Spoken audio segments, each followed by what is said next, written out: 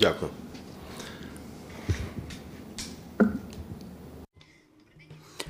Good afternoon. I want to thank everybody who joins us. My name is Olha Atamanova, and Ukraine Media Center Ukraine Forum continues its operation today. It's day 628 of the full-scale invasion of our homeland by Russian aggressor, and now we will be talking about prevention of emergencies during the heating season. Joining us in our studio is the press officer of the State Emergency Service of Ukraine, Mr. Oleksandr Khorunzhyy.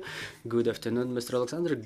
Good afternoon. Glory to Ukraine. Glory to the heroes. Mr. Oleksandr, let's start with the situation for the time being. What are the challenges that you are seeing already?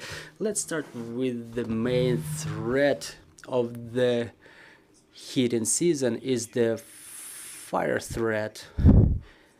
And a little bit of statistics for the beginning. Let me disclose it right away. During the year 2022, there were 4,429 fires, which resulted from violation of fire safety rules during operation of ovens and gas equipment. It's 5.5% of all the fires, which amounted to 80,654 during the whole year.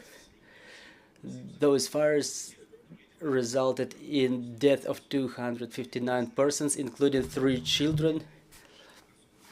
Unfortunately, the statistics is this sad, and again, the main reason, the main cause of it was the violation of fire safety rules during operation of the heating devices. What is the situation for the time being? As of today, as of the beginning of this month of November, there were 2,627 fires documented in Ukraine, which resulted from violation of fire safety rules during operation of heating and gas equipment. It resulted in death of 4 children and more than 200 adult persons. In October, there were 5 casualties of fires, including 1 child. The biggest number of fires resulted from improper operation of heating and gas operated equipment. Accounted for Kyiv region with 308 fires, then goes Vinnytsia region with 181 and Cherkasy region with 168 fires. So during this heating season we document the biggest number of fires, but thanks God the month of October was pretty warm. We didn't observe any tendency to the growth of number of fires. Quite the opposite, there was the decrease compared to the same period of the last year. So the State Emergency Service of Ukraine exercised more than 4,600 missions, which covered 1,300,000 persons who were properly briefed in terms of operation of the gas operated and heating equipment. So it's one of the priorities of work, the prevention of fires and the work with the population. all the bodies of the State Emergency Service of Ukraine, they cannot get to the housing of Ukrainian citizens at their own will. That's protected by the legislation of Ukraine. But if people apply to the State Emergency Service with the request of fire inspection, we will not refuse it, and we will indicate all the defects of outfitting of housing that may potentially result in fire threat.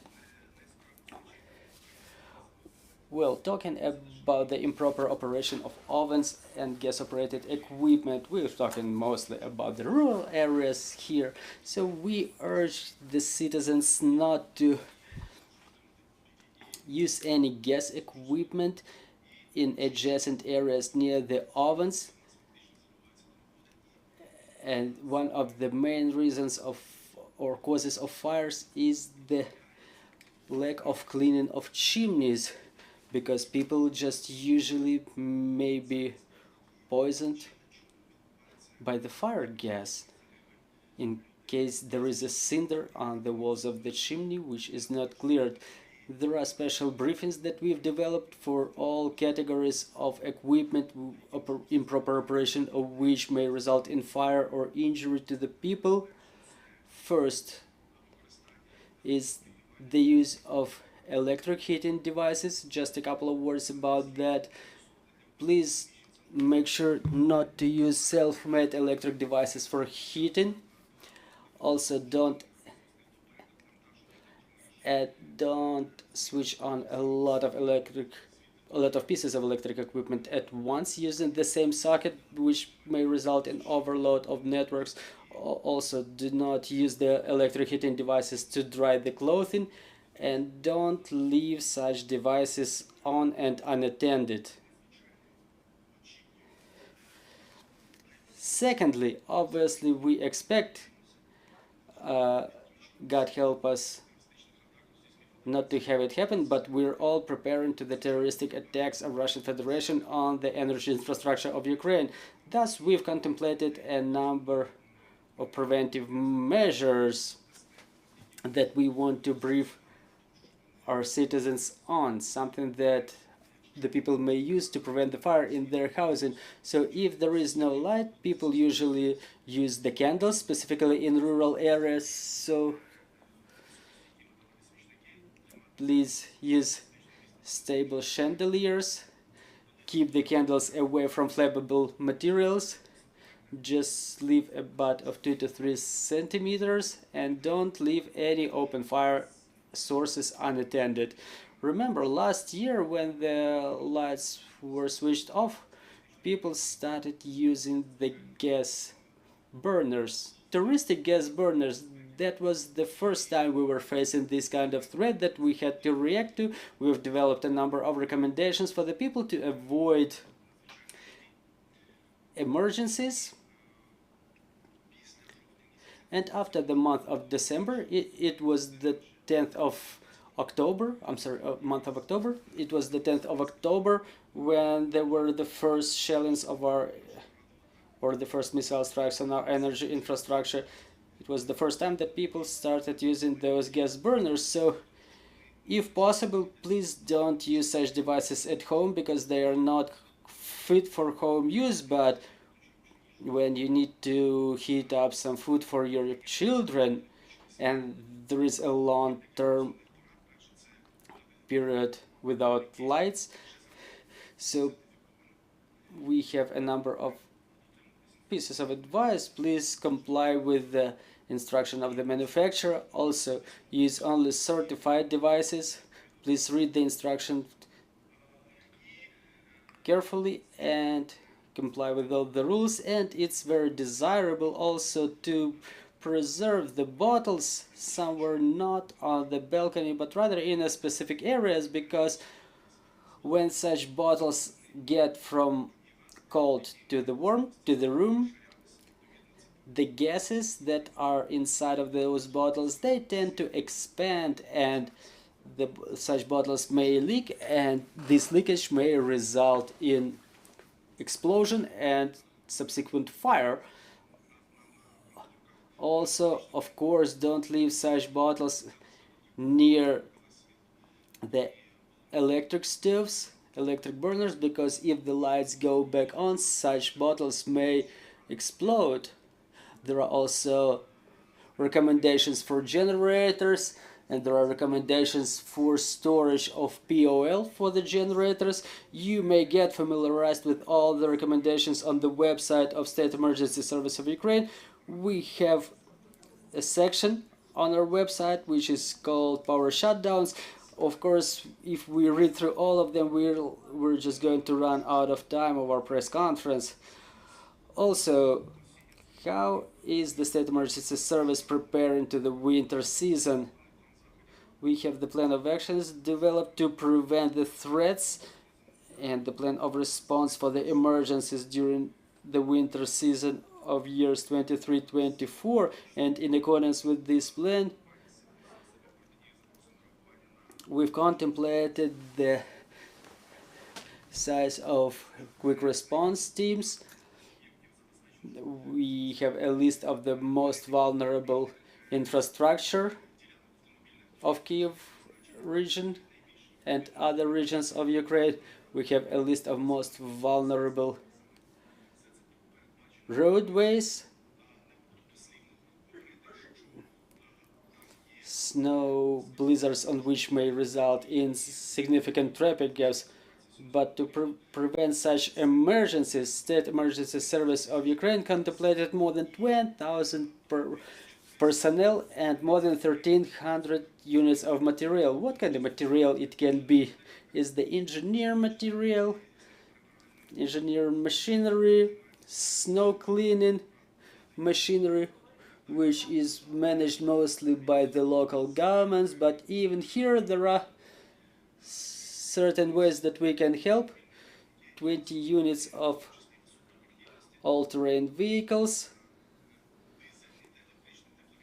diesel and electric heat generators, mobile electric stations, and also we contemplate the deployment of resilience stations that we can discuss in more detail. Well, for the time being, yes, let's talk about the resilience stations. What will be their concentration in the regions and how can our citizens use them? Well, for the time being, we have more than 1,000 resilience stations deployed all across Ukraine. 750 stationary resilience stations and about 240 mobile resilience stations based in the tents. The deployed resilience stations are equipped in compliance with the requirements approved by the Cabinet of Ministers of Ukraine. Specifically said, those are heat generators, all the necessary electric equipment, hot drinks for the citizens. What else can people do? There are the safety corners with the briefings for the people to get familiarized with. There are resilience stations where the mothers can repack their children, and there is a specific list of services that people can obtain at those resilience stations. And according to the latest details talking about the resilience stations,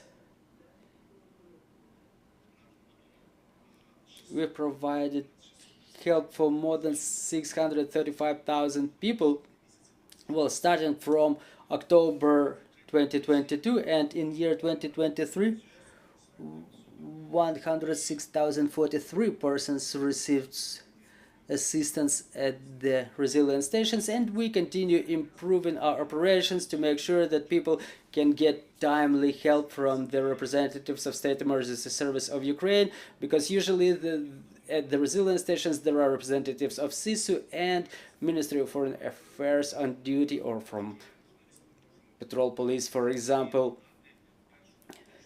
We can also provide the emergency medical aid at the resilience stations. Mr. Oleksandr, I would like to ask you in detail about a number of other issues. We understand the generators.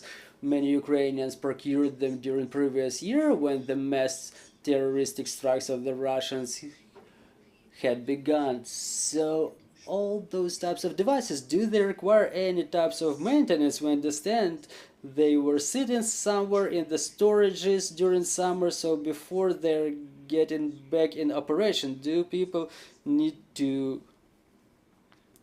perform any maintenance on them? Well, obviously all the maintenance should be completed in accordance with the instruction of the manufacturer. If you keep using it on a permanent basis, it becomes a dangerous device.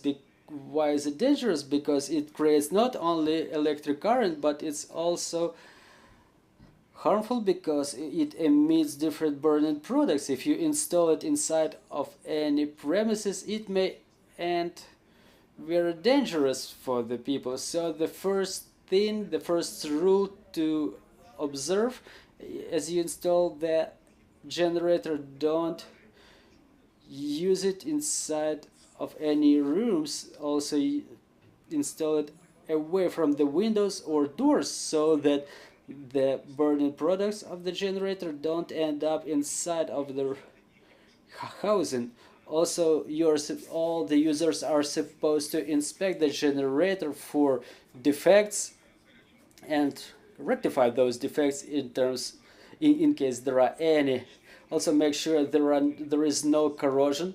Electric elements of the generator are supposed to be grounded. Also avoid contact of electric wires with the water. Don't switch the generator on during rain or fire, or in case there is any, please cover them to make sure there is no humidity getting inside the generator. Also avoid any rotating elements of the generator, and during the work of the generator, please make sure of its proper technical condition. In case you observe any leakage of fuel or oil, or if you hear any strange sounds that you're not supposed to hear, please cease the operation of the generator for proper maintenance. And once again, please use all the generator outside of your housing areas. Well, another question about the equipment which helps people to cook the food. You mentioned that they are supposed to be certified, but do you have any advice how to replace that terroristic device that many people use so that they can be better prepared for the case of repeated Russian terroristic strikes? Well, look, there are different types of terroristic gas burners, and if it happens so that you cannot make it without that burner at home, please use such a device. And I will give you just a regular example. There is a terroristic burner. You put, for example, a pan on top of it, so the bottle is nearby, and what happens is when the terroristic burner is being heated, the gas bottle, the heat goes all the way up to the pan is being heated, and it emits more heat back to the fire bottle, and if the distance between them is too short, that bottle may explode. We've documented very serious damage of housing and injury of people in case of such explosions. So please find high quality burners, check their certificates. That's a mandatory thing. It's your right to request the certificate for such a product, and also make sure to have the fire bottle protected so it's protected against that device that you will be heating, that piece of cutlery. because explosions usually result from this heat that is being emitted by that conditional pan that you're heating. Dear colleagues, do we have any questions on the floor? Yulia Gadina, Ukrinform, you've mentioned that the citizens may ask the representatives of SESU for inspection of their house and for fire safety. So do the people frequently apply to with such requests? And if, for example, I have such a desire, where do I go? Whom do I ask for that? Well, people don't usually ask us to do so because, you know, their homes is their own homes, and people don't really like it when the representatives of any government bodies they come to your home. Maybe they are afraid of some fines. No, it entails no fines. We may only advise the citizens if it's a, say, regional center or some facilities in the rural area. We may advise the citizens on the sources of threat and what to do about them. For example, there may be fissures in the ovens, and before you fire up the oven, you're supposed to have a metal pan underneath it, because the fire may result from cinder ending up on the wooden floor. So those are the elementary rules that people sometimes just don't understand. So we only provide recommendations, we provide briefing for the people, we may disseminate some leaflets, and people, we hope, afterwards will use all the fire safety rules. What is the procedure? You may submit a written application to a regional Department of State Emergency Service of Ukraine with their request of fire inspection of your housing due to the winter heating season coming. If people apply to us in that way, we may respond and thus come to people's homes for inspection. If people don't ask us, in accordance with the Constitution of Ukraine, we cannot just enter someone's dwelling for inspection. So let's sum it up. If your professionals identify some violations of the safety rules, you don't impose any fines, you only provide recommendations. Of course, no, there are no fines in the rural area specifically. Well, we can only talk about any common areas or something like apartment blocks. In those cases, we have to produce, so to say, written administrative measures of influence for the operating organizations. But here we don't talk about the apartments, it's only about the areas of common use. Oh, thank you very much. Do you have anything to add? Well, I just wanted to remind everybody that there is something else that may be of use to the people. Are resilience stations where people may come and see where they are located. Everything is added, all the details are added to the DIA application. So all the resilience stations that are operated by different entities, everything is reflected in the mobile application of the joint government service portal DIA. And SESU organized coordination with the local governments for that purpose. So any citizen may enter DIA and check where is the nearest resilience station, and in case of necessity obtain all the necessary services there that I have mentioned already. And on top of that, there is internet available, there are recharging devices for the gadgets available there. Some of them have even the TVs installed there, so it's quite a useful thing that Ministry of Digital Transformation have developed and people may use. Well, thank you very much for this information. Hope this season will be safer this year because we know what to expect. So thank you very much for this information. I'm reminding you, dear colleagues, joining us in this studio was Oleksandr Khorunzhyy, the spokesperson of the State Emergency Service of Ukraine. Thank you very much. Our team is putting together the schedule for tomorrow. Thank you for staying tuned. Let's continue working for our victory, and glory to Ukraine. Glory to the heroes. Thanks, everybody.